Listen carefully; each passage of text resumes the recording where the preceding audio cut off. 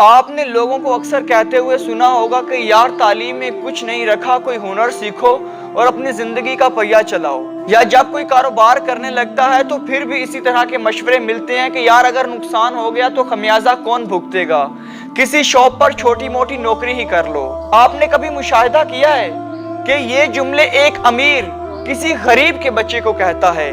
एक अमीर कभी किसी अमीर के बच्चे को ये जुमले नहीं कहता, बल्कि अमीर के लिए तो उसके अंदाज कुछ और होते हैं। जब वो बच्चे की क्वालिफिकेशन पूछता है तो उसकी तारीफ करता है और कहता है बेटा पढ़ो पढ़ो और अफसर बनो, और कारोबार सुनता है तो उसमें भी उसकी तारीफ करता है। इस सब के बावजूद हमें ये समझ क्यों नहीं आती कि ये अमीर तबका एक गरीब को ऊपर जाते हुए कभी नहीं देख सकता, और वो हर जगह पर आकर हमें डिफीट करने की या हमें डिसहार्ट करने की या एहसास कमतरी में शिकार करने की कोशिश करता रहता है।